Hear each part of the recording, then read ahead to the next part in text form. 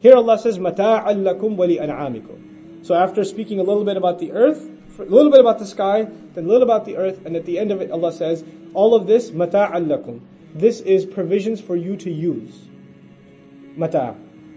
Tamattu' actually means to use and enjoy. But mata' alone is just to use.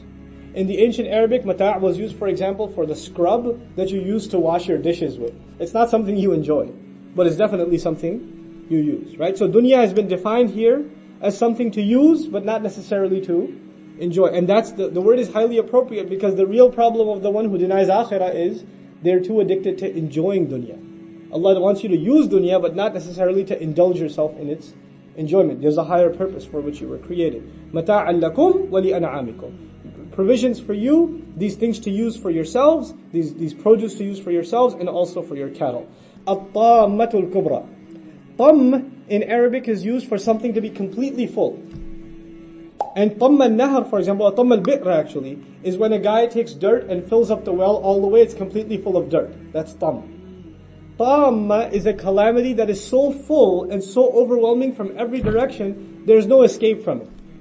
It's an overwhelming calamity, completely full of trouble any direction you turn to. So when this Tammatul Kubra, the ultimate, the greatest, most complete calamity all of a sudden arrives, makes its grand entrance, then on that day, يَوْمَ يَتَذَكَّرُ الْإِنسَانُ مَا سَعَى. What's interesting here are a few words. First thing, يَتَذَكَّر.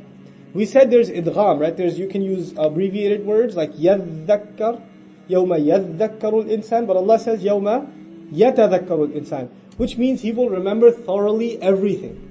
He will stop at every last memory and reflect, man, I messed up here, I messed up here, I messed up here. The complete recollection of everything you did is captured in the word يَتَذَكَّر. The day on which the human being will thoroughly remember every last thing that he worked towards, everything that he rushed towards. You remember we found Fir'aun, ثُمَّ أَدْبَرَ يَسْعَى, right? In the very same surah, he would turn around and rush and pace.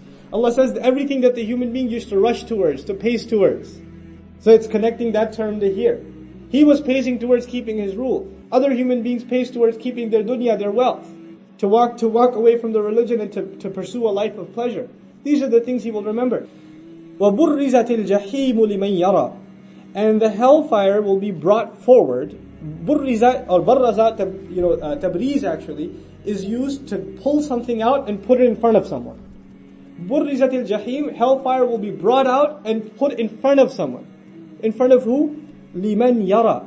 Put in front of the one who wishes to see, who wants to see. You know why this is so powerful? Because if you look at the complaints of the skeptics, they said, oh, I can't visualize when bones are going to be resurrected again. When we're going to be brought back to our original state. And now, you want to see?